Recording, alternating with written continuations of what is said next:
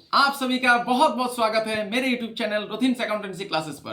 दोस्तों, आज मैं आप लोगों को वर्किंग कैपिटल का एक एडवांस प्रैक्टिकल प्रॉब्लम सॉल्व करके दिखाऊंगा, जिसमें कि कई सारा एडजस्टमेंट्स होगा और बहुत ही एडवांस लेवल का क्वेश्चन है। इसको करने से आप लोगों का वर्किंग कैपिटल का जो प्रैक्टिकल प्रॉब्लम बनाने में समस्या होती है, मैं आशा करता हूं वो दूर हो जाएगा। दोस्तों, मैंने ऑलरेडी 2 वीडियो वर्किंग कैपिटल के ऊपर बना दिया है, तो उसको आप लोग जरूर देख लीजिएगा, क्योंकि उस पर मैंने वर्किंग कैपिटल का कॉन्सेप्ट और वर्किंग कैपिटल का फॉर्मेट सभी कुछ उसमें दिया है। और एक वीडियो मैंने वर्किंग कैपिटल का प्रैक्टिकल प्रॉब्लम भी सॉल्व करके दिखाया है। तो वो वीडियो दोनों देखना बहुत ही जरूरी बन जाता है, क्योंकि वहां पर जो मैंने बताया वही रूल मैं आज अप्लाई भी करूंगा। तो उसको आप लोग देख लीजिएगा, उसका लिंक मैं नीचे डिस्क्रिप्शन बॉक्स में दे दूंगा। वीडियो में आगे बढ़ने से पहले दोस्तों, आप सभी से मेरा एक छोटा सा निवेदन है। अगर अभी तक आप लोगों ने मेरा चैनल को सब्सक्राइब नहीं किया है तो चैनल को सब्सक्राइब जरूर कर लीजिएगा और बेल आइकन को दबाना मत भूलिएगा। वीडियो अगर अच्छा लगता है तो इसे लाइक भी कीजिएगा, दोस्तों के बीच शेयर भी कीजिएगा और कमेंट भी कीजिएगा। आप लोग मुझे इंस्टाग्राम और फेसबुक में भी फॉलो कर सकते हैं, इसका लिंक मेरा चैनल पे दिया हुआ है और मैं वीडियो का डिस्क्रिप्शन बॉक्स में भी लिंक दे दूंगा। तो चलिए दोस्तों, बिना देरी किए आज के विषय की तरफ आगे बढ़ते हैं। अभी मैं एक एडवांस लेवल का क्वेश्चन वर्किंग कैपिटल का आप लोगों को करके दिखाऊंगा। तो मैं अभी कैमरा को बोलता हूं कॉपी की तरफ फोकस करने के लिए। तो देखिए दोस्तों, मैंने एक क्वेश्चन लिख लिया है, तो मैं थोड़ा पढ़ के समझा देता हूं आप लोगों को। The management of ABC limited has called for a statement showing the working capital needed to finance a level of activity of 3 lakh units of output. मतलब एबीसी लिमिटेड का एक स्टेटमेंट ऑफ वर्किंग कैपिटल आप लोगों को बनाने दिया गया है। 3 लाख यूनिट के ऊपर उसका आउटपुट है, 3 लाख यूनिट प्रोडक्शन करता है। मतलब the cost structure of the for the company's product for the above mention activity level is detail below. Cost structure दे दिया गया है। देखिए, रॉ मटेरियल पे लगता है 20 रुपया, डायरेक्ट लेबर पे 5 रुपया, ओवरहेड्स पे 15 रुपया, फिर टोटल करके दे दिया 40 रुपया, फिर प्रॉफिट भी इसमें दे दिया 10 रुपया, और टोटल जो कॉस्ट लगा है कॉस्ट के साथ प्रॉफिट जोड़ के फिर सेलिंग प्राइस 50 रुपया दे दिया है। ये कॉस्ट स्ट्रक्चर है। अभी नीचे कुछ एडजस्टमेंट दिया गया है, इसी पे ध्यान देना है दोस्तों। Past experience indicates that raw materials are held in stocks on an average for 2 weeks. तो रॉ मटेरियल्स दोस्तों आप लोगों का करंट एसेट होता है, ये 2 महीना के लिए क्रेडिट पीरियड है, यहां पर बोल दिया है। Work in progress 100% complete in regard to materials and 50% for labour and overheads. इसको समझना जरूरी है दोस्तों। मैंने लास्ट वीडियो में आप लोगों को बोला था कि वर्क इन प्रोग्रेस मतलब काम कितना दूर तक आगे बढ़ा है, तो उसका डिग्री ऑफ स्टेज ऑफ कॉम्प्लेशन, इसके ऊपर स्ट्रेस दिया जाता है। अगर क्वेश्चन साइलेंट रहता है तो आपको रॉ मटेरियल पे 100% लेना है, डायरेक्ट लेबर पे 50% और ओवरहेड पे 50%। अगर जितना परसेंटेज बोल देगा तो उतना ही लेना है। तो यहाँ पर बोल दिया गया है, देखिए, स्टेज ऑफ कॉम्प्लेशन 100% रॉ मटेरियल पे है, 50% लेबर और 50% ओवरहेड पे। तो इसी के मुताबिक आपको करना है। और इसका जो क्रेडिट पीरियड दिया गया है will approximately be two half a months production, मतलब आधा महीना, 15 दिन का मिलेगा। फिर 3 नंबर जो बोल रहा है, finish goods remain warehouse on an average for a month, मतलब 1 महीना के लिए आपको फिनिश गुड्स का क्रेडिट पीरियड मिलेगा। क्रेडिट पीरियड अलाउड है। सप्लायर, सप्लायर मतलब दोस्तों क्रेडिटर हो गया, आपने जिससे उधार पे सामान खरीदा है, तो ये करंट लायबिलिटीज होता है दोस्तों। Suppliers of material extend a months credit, मतलब 1 महीना का क्रेडिट मिलेगा उसको। 2 months credit is allowed to डेटोर्स।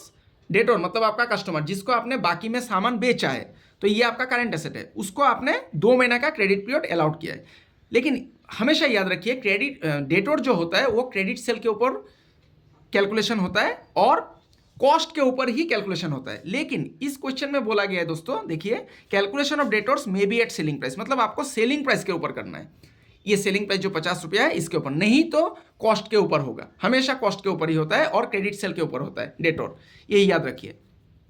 फिर एफ नंबर बोल रहा है, a minimum cash balance of ₹25,000 is expected to be maintain, मतलब रिजर्व में 25,000 रुपया रखना है, तो ये भी करंट एसेट है। फिर लास्ट में जो बोला गया है, G number, the production pattern is assume to be even during the year. Production pattern एक ही रहेगा, मतलब 3 लाख यूनिट ही प्रोड्यूस करेगा। Prepare the statement of working capital requirement, तो आपको वर्किंग कैपिटल रिक्वायरमेंट कितना होगा, कितना चाहिए उसको, मतलब फार्म को स्मूथली चलाने के लिए, डे टू डे एक्सपेंसेस को मीट अप करने के लिए कितना वर्किंग कैपिटल चाहिए, ये आपको निकाल के दिखाना है। तो चलिए दोस्तों, बनाते हैं क्वेश्चन को। तो क्वेश्चन को मैं इस साइड पे रख देता हूँ, मैं कॉपी को ले लेता हूँ। यहाँ पर मैंने एक पेज ले लिया, तो मैं अभी वर्किंग कैपिटल बनाने जा रहा हूँ। आप लोग ध्यान दीजिएगा, पूरा वीडियो अंत तक देखिए, बिना स्किप किए, आराम से सीख जाएंगे वर्किंग कैपिटल कैसे बनाया जाता है। तो ऊपर में लिख लीजिए statement of working capital requirement, ये लिखना बहुत ही जरूरी होता है। Statement of working capital requirement, ऐसे लिख लीजिए। मैंने आप लोगों को फॉर्मेट दिया है दोस्तों, आप लोग मेरा पिछला 2 वीडियो जरूर देखिएगा, क्योंकि उससे आप लोगों का बहुत मदद होगा।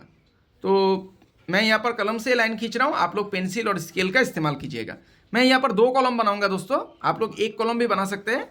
एक मेरे लिए इनर कॉलम होगा और दूसरा आउटर कॉलम होगा। तो पहला मैं इनर कॉलम, ये इनर कॉलम है, ये आउटर कॉलम है। तो यहाँ पर पार्टिकुलर्स लिखिए, यहाँ पर पार्टिकुलर्स लिख दीजिए, फिर यहाँ पर रुपीस मतलब अमाउंट, ये रुपीस मैंने लिख दिया। अभी देखिए दोस्तों, जो एडजस्टमेंट है, एडजस्टमेंट के मुताबिक ही आपको करना है। तो पहले आप यहाँ पर करंट एसेट्स बोल के लिख दीजिए, A number current assets, current assets लिख दीजिए। यहाँ पर एक अंडरलाइन कर दीजिए। अभी एडजस्टमेंट के मुताबिक आपको करना है। तो ए नंबर एडजस्टमेंट जो है ये रॉ मटेरियल्स का है। रॉ मटेरियल्स आपका करंट एसेट हो गया, तो ये 2 महीना के लिए क्रेडिट मिलता है। तो लिखिए रॉ मटेरियल्स, रॉ मटेरियल्स लिख दीजिए, रॉ मटेरियल्स। तो रॉ मटेरियल्स देखिए दोस्तों, आप लोग प्रोडक्शन कितना है यहाँ पर देखना होगा, 3 लाख आउटपुट है, तो 3 लाख लिखना पड़ेगा। 3 लाख ब्रैकेट में मैं करके दिखाता हूँ, ये कर लीजिएगा दोस्तों। ये ब्रैकेट में अगर आप लोग दिखा देंगे तो एग्जामिनर के लिए बहुत ही सुविधा हो जाता है कॉपी को चेक करना, और आपको फुल मार्क्स मिलेगा। तो ब्रैकेट में करके दिखाइएगा जरूर। तो रॉ मटेरियल्स कितना है दोस्तों, देखिए रॉ मटेरियल्स है 20 रुपया करके, तो आपको 20 रुपया से इंटू करना है 20। फिर दोस्तों ये क्रेडिट पीरियड अलाउड है इसका 2 मंथ्स, तो 12 महीना में, साल में 12 महीना होता है, 12 महीना में 2 महीना इसको क्रेडिट पीरियड दिया गया है। तो इसको अभी कैलकुलेशन कर लीजिए। तो मैं कैलकुलेटर का इस्तेमाल करूंगा, आप लोगों को भी कैलकुलेटर मिलेगा। बीबीए, बीकॉम, एमकॉम, एमबीए, सभी यूनिवर्सिटीज का जितना भी अंडर ग्रेजुएट और पोस्ट ग्रेजुएट कोर्सेज है, सभी के लिए वर्किंग कैपिटल चैप्टर बहुत ही जरूरत है दोस्तों। और आप लोगों को कैलकुलेटर का भी अनुमति मिलेगा, परीक्षा में आप लोग कैलकुलेटर इस्तेमाल कर सकते हैं। तो मैं अभी कैलकुलेट कर लेता हूं, 3 लाख इंटू 20 फिर इंटू 2 डिवाइडेड बाई 12, तो ये हो गया दोस्तों 10 लाख। मैं यहाँ पर आउटर कॉलम में लिख दूंगा, कॉमा दे के 10 लाख मैंने लिख दिया। अभी देखिए दोस्तों, दूसरा जो एडजस्टमेंट है, दूसरा एडजस्टमेंट बोल रहा है वर्क इन प्रोग्रेस। दूसरा एडजस्टमेंट वर्क इन प्रोग्रेस का। तो वर्क इन प्रोग्रेस मैंने आप लोगों को बोला था कि 3 हिस्सा में बट के आएगा, work in progress, finish goods और डेटोर्स। ये 3 हिस्सा में बट के आता है, रॉ मटेरियल, डायरेक्ट लेबर और ओवरहेड, 3 हिस्सा में बट के आता है। तो वर्क इन प्रोग्रेस को आपको 3 हिस्सा में बांटना है, विभाजित करना है। तो वर्क इन प्रोग्रेस ऐसे लिख लीजिए, वर्क इन प्रोग्रेस बोल के, वर्क इन प्रोग्रेस, फिर एक कॉलम दे दीजिए। अभी लिखिए रॉ मटेरियल्स, रॉ मटेरियल्स लिखिए। पहले कैलकुलेशन बाद में करते हैं हम लोग, पहले लिख लेता है डायरेक्ट लेबर, फिर ओवरहेड्स। अभी देखिए दोस्तों, कैलकुलेशन करना है, यहाँ पे ब्रैकेट पे कैलकुलेशन करके दिखा दीजिएगा। तो 3 लाख प्रोडक्शन है आपका, आउटपुट 3 लाख यूनिट। फिर रॉ मटेरियल पे है दोस्तों 20 रुपया करके, ये देखिए 20 रुपया रॉ मटेरियल का 20 रुपया, इसको 20 रुपया को इंटू कीजिए। फिर इसका 100% कॉम्प्लीशन स्टेज है, मतलब 100% कंप्लीट होता है। तो 100 डिवाइडेड बाय 100 ये लिखने का कोई मतलब नहीं होता है, एक निकल के आएगा 100 डिवाइडेड बाय 100, तो इसको मत लिखिए। क्रेडिट पीरियड जो है हाफ ए मंथ, हाफ मतलब आधा महीना, मतलब 15 दिन, तो 0.5 होगा। 12 महीना में आधा महीना आपको क्रेडिट पीरियड मिल रहा है। अभी देखिए इसमें फिर से डायरेक्ट लेबर करना है आपको, 3 लाख इंटू डायरेक्ट लेबर का देखिए 5 रुपया करके है, तो आपको 5 रुपया देना है। फिर आधा महीना आपका क्रेडिट पीरियड अलाउड है। और दोस्तों यहाँ पर आपको 50% अप्लाई करना पड़ेगा, ये जो 50% है, तो 50% ही काम कंप्लीट हुआ है। तो 50 डिवाइडेड बाई 100, फिर से 3 लाख आपका प्रोडक्शन है। फिर ओवरहेड देखिए दोस्तों 15 रुपया करके है, तो आपको 15 रुपया लिखना है। और आधा महीना आपको क्रेडिट पीरियड अलाउड है, और इसका भी दोस्तों 50% ही काम कंप्लीट हुआ है, संपूर्ण हुआ है। तो 50% आपको लिखना है यहाँ पर। तो अभी इसका कैलकुलेशन करके इनर कॉलम में लिखिए, फिर जोड़ के आउटर कॉलम में दे दीजिए। तो मैं अभी कैलकुलेटर निकाल लेता हूँ दोबारा से, 3 lakh into 20 into 0.5 divided by 12, ये हो गया पहला वाला 2,50,000, 2,50,000 मैंने लिख दिया। फिर दूसरा वाला 3 lakh into 5 into 0.5 divided by 12, और इसका दोस्तों 62,500 का 50% निकालना है, तो 50% मैं डायरेक्ट कर देता हूँ, 31,250। फिर इसका भी करना है दोस्तों, 3 lakh into 15 into 0.5 divided by 12, ये 1,87,500 निकल के आया। इसका भी 50% करना है, 50%, ये हो गया 93,750। अभी ये तीनों को जोड़ना पड़ेगा दोस्तों, तीनों को जोड़ के आउटर कॉलम में लिखना है। 2,50,000 प्लस 31,250 प्लस 93,750, ये हो गया दोस्तों 3,75,000। ये मैंने लिख दिया। अभी 3 नंबर एडजस्टमेंट देखिए, 3 नंबर एडजस्टमेंट फिनिश गुड्स के बारे में बोला गया है। तो फिनिश गुड्स भी सेम है, आपको 3 हिस्सा में बट के आएगा फिनिश गुड्स। फिनिश गुड्स लिख दीजिए, रॉ मटेरियल जैसे वर्क इन प्रोग्रेस आप लोगों ने किया है, लेकिन वर्क इन प्रोग्रेस में स्टेज ऑफ कंप्लीशन मतलब कितना प्रतिशत काम कंप्लीट हुआ है उसको लिखना पड़ता है, लेकिन बाकी सब में डेटोर में और फिनिश गुड्स में आपको स्टेज ऑफ कंप्लीशन नहीं लिखना पड़ता है, लेकिन 3 हिस्सा में बट के आएगा, ये ध्यान में रखिएगा। फिनिश्ड गुड्स, रॉ मटेरियल्स, फिर डायरेक्ट लेबर, ऐसे लिख दीजिए डायरेक्ट लेबर। फिर दोस्तों 3 नंबर है ओवरहेड्स। अभी इस पे ब्रैकेट में दोबारा से कैलकुलेशन कीजिए। 3 लाख आपका प्रोडक्शन है, 3 लाख रॉ मटेरियल का 20 रुपया करके है दोस्तों, 20 रुपया लिख दीजिए, और इसका क्रेडिट पीरियड है 1 महीना। ये देखिए ए मंथ 1 महीना, तो 12 महीना में 1 महीना इसको क्रेडिट पीरियड मिलेगा। फिर से डायरेक्ट लेबर में 3 लाख इंटू 5 रुपया करके डायरेक्ट लेबर है, 12 महीना में इसका भी 1 महीना ही मिलेगा, क्योंकि फिनिश गुड 3 हिस्सा में बट के आएगा, तो फिनिश गुड का जो तीनों पार्ट है सब में 1 महीना ही क्रेडिट पीरियड दिया जाएगा। 3 लाख फिर से, और ओवरहेड का है 15 रुपया करके, ये देखिए, और 12 महीना में 1 महीना। इसको भी इनर कॉलम में कैलकुलेशन करके लिखिए, फिर आउटर कॉलम में बिठा दीजिए। 3 लाख इंटू 20 डिवाइडेड बाई 12, तो हो गया दोस्तों 5 लाख। फिर 3 लाख इंटू 5, 15 लाख हो गया दोस्तों, ये मैं कैलकुलेशन कर लिया मैंने, 15 लाख। फिर डिवाइडेड बाई 12, ये हो गया दोस्तों 1,25,000। फिर ये हो गया 3 lakh into 15, 45 lakh, 45 lakh divided by 12, 3,75,000। तो इन सबको जोड़ने से दोस्तों हो जाएगा 3,75,000 और 25, 4 लाख, 5 लाख, 10 लाख हो गया। तो यहाँ पर आप लोग बाहर में 10 लाख लिख दीजिए। हो गया दोस्तों। अभी देखिए 4 नंबर जो है सप्लायर। सप्लायर मतलब आपका क्रेडिटर, जिसने आपको सामान उधार पे बाकी पे सामान आपको बेचा है, मतलब आपको रॉ मटेरियल दिया है, तो ये आपका करंट लायबिलिटीज होता है, तो इसको करंट लायबिलिटीज में लिखना है। ये करंट एसेट नहीं है, तो इसको हम लोग बाद में लिखेंगे।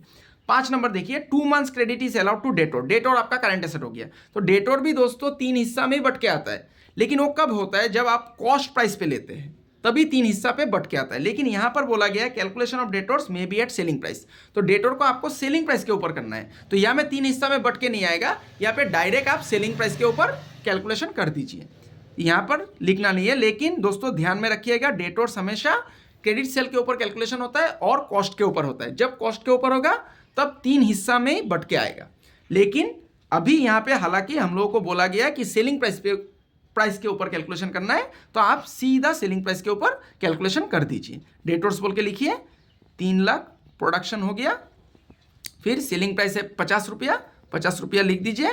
फिर डेटोर का जो क्रेडिट पीरियड है वो कितना दिन का है, 2 मंथ्स। ये देखिए 2 मंथ्स, तो 12 महीना में 2 महीना आपको क्रेडिट पीरियड मिल रहा है, तो इसको कैलकुलेशन कीजिए और आउटर कॉलम में लिख दीजिए 3 लाख, सॉरी यहाँ पे 73 हो गया, 3 lakh into 50 into 2 divided by 12, ये 25 लाख हो गया दोस्तों डेटोर।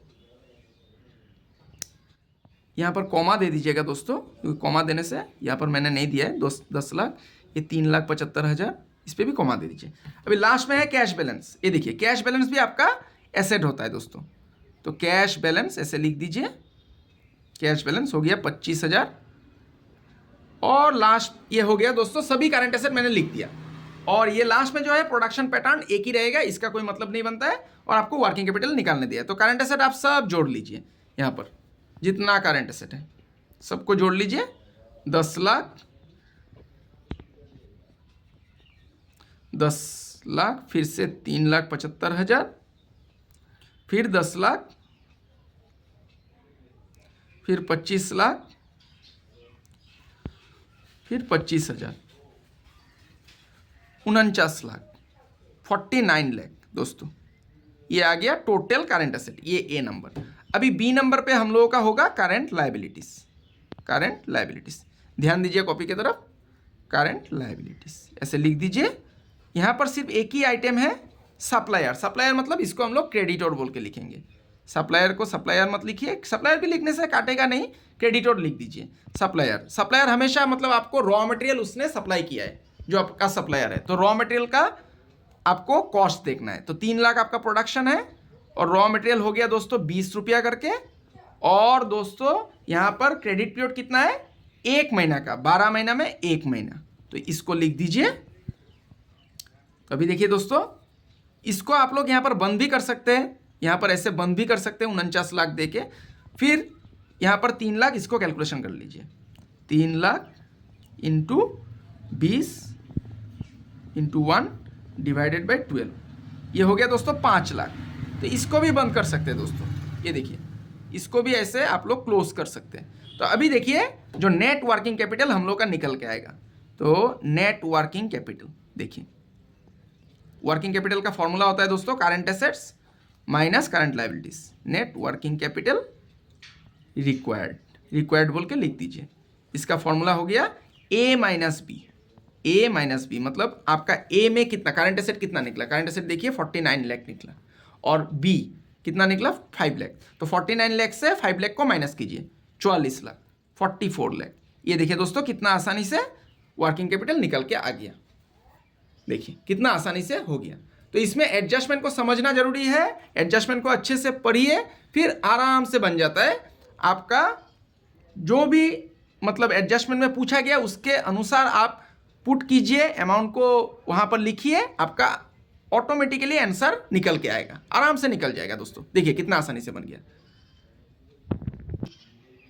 तो आशा करता हूं दोस्तों आज का क्लास आप लोगों को समझ में आया है। आज मैंने एक एडवांस लेवल का क्वेश्चन आप लोगों को करके समझाया है, तो इस क्वेश्चन को आप लोग प्रैक्टिस कीजिए। आप लोग जो मैंने वीडियोस ऑलरेडी 2 बनाया है उसको भी देखिए। आप लोग का वर्किंग कैपिटल जो चैप्टर है और वर्किंग कैपिटल का प्रैक्टिकल क्वेश्चन कैसे बनाया जाता है ये क्लियर हो जाएगा, मैं आशा करता हूं।